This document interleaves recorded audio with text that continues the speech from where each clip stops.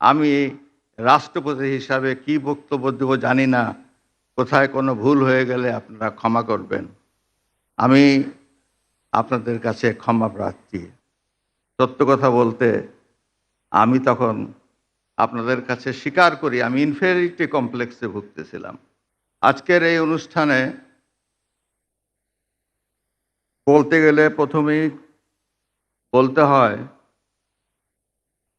যে আমি আসলে একেবারেই বিব্রতকর অবস্থায় ছিলাম। সত্য কথা বলতে সম্মানিত প্রধান বিচারপতি, ওনার সঙ্গে তো দীর্ঘদিন পূর্বে থেকে পরিচয়।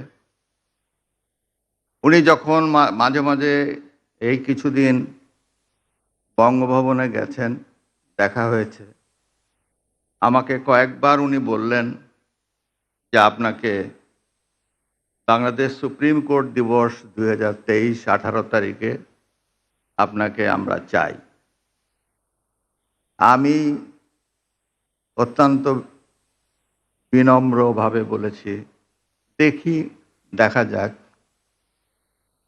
উনি বললেন না, আপনাকে চাই। আরেকবার দেখা হলো, আমি বললাম যে আচ্ছা ঠিক আছে, চেষ্টা করব।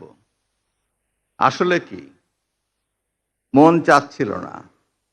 মন চাচ্ছিল না এই কারণে যে আমি তো রাষ্ট্রপতি ঠিকই, কিন্তু দুদিন আগেই তো আমি এই সুপ্রিম কোর্টের এই বারান্দায় দৌড়াদৌড়ি করেছি গাউন হাতে করে একজন আইনজীবী হিসাবে। আবার সেখানে আমি যাব রাষ্ট্রপতি হিসাবে। এই দিবসে আমি প্রধান অতিথি হয়ে, সত্য কথা বলতে কি একটা ইনফেরিয়রিটি কমপ্লেক্স মনের মধ্যে জাগছিল। কিন্তু কদিন আগেরই তো কথা। আমার যেখানে অস্তিত্ব এইরকম, সেই জ্ঞানী গুণীদের সমাগম যেখানে হবে, যাদের চেম্বারে আমি দৌড়িয়েছি কেস নিয়ে, এখানে উপস্থিত আছেন ব্যারিস্টার আমিরুল ইসলাম সাহেব, তার কাছে দৌড়িয়েছে তার চেম্বারে, এই মামলাটি কেমন করে নেব, কি বলবো কোর্টে, একটু আমাকে বলে দেন না। যখন আইনজীবী ছিলেন জনাব শামসুল চৌধুরী মানিক সাহেব, ওনার চেম্বারেও দৌড়িয়েছি। রকনুদ্দিন মাহমুদ সাহেবের চেম্বারে গেছি, অনেকের চেম্বারে চেম্বারে দৌড়ে বেড়াই মামলা হাতে করে নিয়ে, যে এই মামলা কিভাবে আদালতে উপস্থাপন করব। 27 বছর তো আইনজীবীদের বক্তব্য শুনেছি, আর এখন আমি নিজেই সুপ্রিম হাইকোর্টের বিভাগের আইনজীবী হিসাবে আমাকেই কোর্টে যায় ইয়োর অনার মে লর্ড বলে চাইতে হবে। এই চাওয়াটা শিখতে হবে। এই শিখলাম কদিন, আর সেখানেই যাব আমি প্রধান অতিথি হিসাবে অ্যাজ প্রেসিডেন্ট। সত্য কথা বলতে আমি তখন আপনাদের কাছে স্বীকার করি আমি ইনফেরিটি কমপ্লেক্সে ভুগতেছিলাম, কিন্তু তা হলো না। শেষ পর্যন্ত আমাকে এখানে আসতেই হলো, ঘটনাক্রমে আমাকে ইয়েস বলতেই হলো, হ্যাঁ আমি যাব। কেননা ইতিমধ্যে নির্বাচনের তফসিল ঘোষণা হয়ে গেল। নির্বাচনের তফসিল ঘোষণা হওয়ার পরে মাননীয় প্রধানমন্ত্রীর তার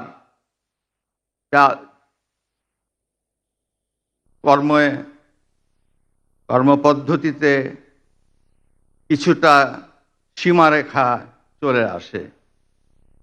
আমি ভেবেছিলাম যে গতবার যখন মাননীয় প্রধানমন্ত্রী এখানে বিশেষ অতিথি হিসাবে এসেছিলেন, প্রধান অতিথি হিসাবে এসেছিলেন, এবার তিনিই আসবেন শেষ পর্যন্ত। আমি না বলতে বলতে হয়তো মাননীয় প্রধান বিচারপতি তাকে অনুরোধ করবেন, তিনি আসবেন। কিন্তু রাজনৈতিক সীমাবদ্ধতার কারণে তিনি আসতে পারেন নাই, বা তার আসার মতো সুযোগ ছিল না।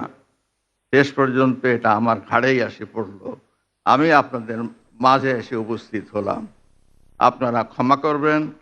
আপনারা সকলেই জ্ঞান গর্ব। আপনাদের সামনে আমি রাষ্ট্রপতি হিসাবে কি বক্তব্য দেব জানি না। কোথায় কোনো ভুল হয়ে গেলে আপনারা ক্ষমা করবেন।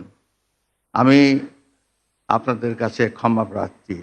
এমন কুসন্তান হলাম দেশের জন্য, এখন পরামর্শ দিয়ে আপনি দেশ ছেড়ে চলে যান, এই অবস্থা হলো আমার। আমি তো মনে করি না আমার এই অবস্থা হয়েছে, যে আমি দেশেরই সন্তান, এই দেশেই থাকবো, দেশের জন্য যে কাজ করি সেটাই করব, এটা যতদিন আমি বেঁচে আছি সেটাই করে যাব।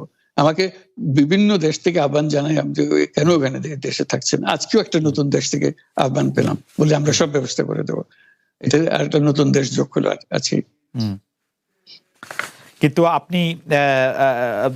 আপনি বাংলাদেশেই থাকতে চান, এবং আমাদের কাছে যেটি মানে আমরা সাংবাদিক হিসেবে আপনাকে প্রশ্ন করতেই হয়, আপনি দেখেছেন যে আপনার প্রতিষ্ঠিত গ্রামীণ ব্যাংকের একটি সংবাদ সম্মেলন হয়েছে, সেই গ্রামীণ ব্যাংকের সংবাদ সম্মেলন থেকে আপনার বিরুদ্ধে যে অভিযোগ করা হয়েছে, সেই অভিযোগ মানি লন্ডারিং এর।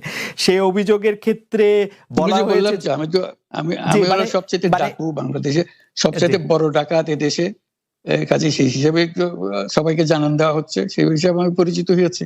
আমি সবচেয়ে বড় ডাকাত, আমি সবচেয়ে সাংঘাতিক মানুষ, যে দেশের সর্বনাশ করে যাচ্ছি, সেইভাবে পরিচিত হয়েছে।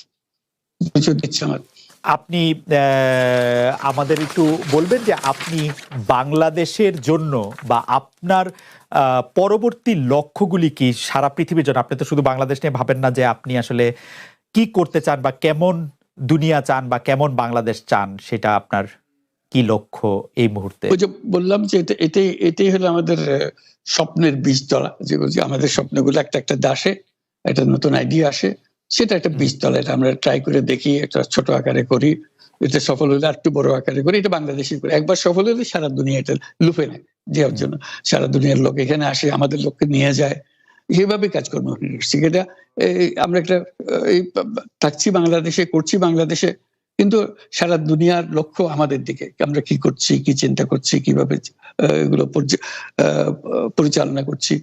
এবং তার মধ্যে ব্যাখ্যা হিসেবে যেটা আমরা বারবার বলছি, আমরা একটা নতুন পৃথিবী গড়তে চাই। সেই পৃথিবী হতে 3 শূন্যের পৃথিবী, এটাও বহুবার বলা হয়েছে, তার উপরে বই লিখেছি। 3 শূন্যের পৃথিবী কি হবে, যে 0 কার্বন এমিশন, যেহেতু পৃথিবী ধ্বংস হয়ে যাবে এই গ্লোবাল ওয়ার্মিং এর কারণে, একে রক্ষা করতে হলে আমাদের 0 কার্বন এমিশন অ্যাচিভ করতে হবে। কাজে এটা এমন বিশ্ব আমাদের গড়তে হবে যেটা 0 কার্বন এমিশনের বিশ্ব হবে। 0 ওয়েলথ কনসেন্ট্রেশন। আমরা উন্নয়ন বলছি, যে উন্নয়নের সফলতা গুটিগত মানুষের কাছে যায়। এটা শুধু বাংলাদেশে না, সারা পৃথিবীর এই অবস্থা, যে সমস্ত টাকা গুটি হতে মানুষের কাছে চলে যায়। দুনিয়ার যত সম্পদ আছে এই মুহূর্তে, তার 90% যে সম্পদ, এটা হয়তো 5% লোকের কাছে। 90% 5% লোকের কাছে রয়ে গেল, এবং আগামী দিনে এটার পরিবর্তন অন্যভাবে, 90% জায়গায় এটা 95% হয়ে যাবে, ওই 5% জায়গায় এটা 3% হয়ে যাবে। অর্থাৎ লোকের সংখ্যা কমে যাবে, সম্পদের পরিমাণ তাদের কাছে অনেক বেড়ে যাবে। এটাই হলো বর্তমান অর্থনীতির কাঠামো। আমরা বলছি যে এই কাঠামো যতদিন থাকবে এই পৃথিবী টিকতে পারবে না। আর তো হলো 0 আনএমপ্লয়মেন্ট। বিশেষ করে আমরা যেটা জোর দিয়ে বলি, সেটা হলো যে এই যে আর্টিফিশিয়াল ইন্টেলিজেন্স, এটা পৃথিবীকে ধ্বংস করে দেবে। কাজে তার আগে আমাদেরকে ঠিক করতে হবে টেকনোলজিকে আমরা কতদূর নিয়ে যাব, কোথায় সীমারেখা টানবো, এটা ঠিক করতে হবে। সেই পৃথিবীর নাম দিয়েছি আমরা 3 শূন্যের পৃথিবী, 30 ওয়ার্ল্ড। এই আমরা একটা পৃথিবী গড়তে চাই যেখানে এই যে 0 ওয়েলথ কনসেন্ট্রেশন, 0 আনএমপ্লয়মেন্ট এবং 0 ওয়েলথ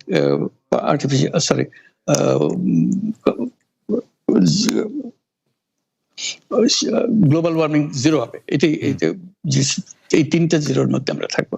তো সেটা বিভিন্ন দেশে এটা পর্যালোচনা বৈঠক হচ্ছে, বিভিন্ন বিশ্ববিদ্যালয়ে সেটা নিয়ে আলোচনা হচ্ছে, আমাদেরকে আমন্ত্রণ জানাচ্ছে, আমরা সেগুলো বিশ্বকে বোঝানোর চেষ্টা করছি। এটার বড় নিয়ামক হবে সোশ্যাল বিজনেস। এই সোশ্যাল বিজনেসের মাধ্যমে এগুলো করা যাবে। কারণ সোশ্যাল বিজনেস সঙ্গে আসছে, সোশ্যাল বিজনেস এবং কত জায়গা থেকে কত ভিন্নভাবে এগুলো প্রসার করা হবে, সেটা আমাদের উপর আমাদের দায়িত্ব হয়। আমরা এগুলো ব্যাখ্যা করি, আমাদেরকে বিভিন্ন বিশ্ববিদ্যালয়ের মারফতে হয়। 107টা বিশ্ববিদ্যালয়ের এখন সোশ্যাল বিজনেস সেন্টার আছে। এটার নাম হলো সাধারণত ইউনুস সোশ্যাল বিজনেস সেন্টার নামে পরিচিত হয়। নিত্য নতুন বিশ্ববিদ্যালয়ের সঙ্গে যুক্ত হচ্ছে। সর্বশেষ যেটা কিছুদিন আগে আমরা পত্রিকায় দিয়েছিলাম, যে finance university of Russia, finance university Moscow, তারা বলছে যে আমরা এখানে ইউনুস সোশ্যাল বিজনেস সেন্টার করব। এবং আপনাকে একটা দায়িত্ব দেব, একটা ইন্টারন্যাশনাল অ্যাডভাইজারি কমিটি আমাদেরকে বানিয়ে দেবেন এবং আপনি সারাক্ষণ এটা তদারকি করবেন। সেটা এই সপ্তাহের মধ্যে আরেকটা বৈঠক হবে, তাদের সঙ্গে জুম মিটিং হবে, যে তারা অগ্রসর হচ্ছে। অর্থাৎ এটার গতি শুধু সীমাবদ্ধ কোনো বিশেষ ধরনের কাজে না। চায়না এটার একটা অগ্রগামী দেশ, যেটাতে সোশ্যাল বিজনেস নিয়ে তারা বহু পরিমাণ মনোযোগ দিচ্ছে। কাজে এইটা দুনিয়ার ডানে বাঁয়ে উত্তর দক্ষিণে সবার কাছে আছে। কাজে সেটাকে আমরাকে তুলে ধরছি। এটার আমাদের বড় বক্তব্যটা হলো যে বর্তমান যে কাঠামোর উপরে বিশ্ব পরিচালনা হচ্ছে, সেই কাঠামো, সেই বিশ্ব এটা আত্মঘাতী একটা বিশ্ব। এটা নিজেকে বিলুপ্ত করা ছাড়া এটার কোনো গতি নেই, যে গতিতে আমরা এগোচ্ছি। কাজে এই বিলুপ্ত হওয়ার আগে যদি আমরা নতুন কাঠামো করতে পারি, নতুন সভ্যতা গড়ে তোলা, এই নতুন সভ্যতা গড়ে তোলার জন্য এই সমস্ত আয়োজন হচ্ছে। সেই কারণেই এই পৃথিবীর এত ইন্টারেস্ট দেখছেন, যে আলোচনা দেখছেন, যে তারাও অনুভব করে যে এটার একটা রাস্তা বের করতে হবে। আমরা একটা রাস্তা বের করেছি, এটা তাদের কাছে সম্পূর্ণ মনে হচ্ছে নাকি আরো এডিশন দরকার হবে, কিন্তু তারা এটার মধ্যে জড়িত হতে চায়, তারা করছে। তার সঙ্গে আমরা 30 ক্লাব, আমরা বলছি যে এটা শুধু মুখে কথা বললে হবে না, এটা কার্যে পরিণত করতে হবে। পাঁচজন সদস্য নিয়ে ইয়ুথদের মধ্যে প্রচার করার, যুবকদের মধ্যে প্রচার করার জন্য, 12 বছর বয়স থেকে 35 বছর বয়স পর্যন্ত, এই বয়সের মধ্যে এই যে 5 জন মিলে একটা ক্লাব করবে, 30 ক্লাব। তাদের অঙ্গীকার হবে, আমি ব্যক্তিগতভাবে কার্বন এমিশন জিরো করব, আমি ব্যক্তিগতভাবে ওয়েলথ কনসেন্ট্রেশনকে বন্ধ করব, আমি ব্যক্তিগতভাবে আনএমপ্লয়মেন্টকে বন্ধ করব। এটা ব্যক্তিগত, আমি এমন কিছু কাজ করব না যাতে এগুলো প্রসারিত হওয়ার সুযোগ পায়। কাজে 5 জনে প্রত্যেকে এটা যখন সফল করবে, তাদেরকে বলা হবে 30%। এই 5 জন যদি 30% হতে পারে এবং আরো ক্লাব যদি 30% সৃষ্টি করতে পারে, আমাদের বক্তব্য হলো তাহলে আমরা 30 বিশ্ব গড়তে পারবো। কারণ পুরো জিনিসটা সৃষ্টি করছি আমরা নিজেরাই ব্যক্তিগতভাবে। এই যে ওয়েস্ট, প্রচুর ওয়েস্ট, আমরা বর্জ্য, এই বর্জ্যতেই আমরা শেষ হয়ে যাব। কাজে আমি বর্জ্যের আমি যদি 30 ক্লাব করি, প্রথম কাজ হলো আমি যে জিনিস আমার দরকার নেই সেই জিনিস আমি কিনবো না। কিনলে এটা ফেলে দিতে হবে, এক সময় না এক সময় ফেলতে হবে, বর্জ্য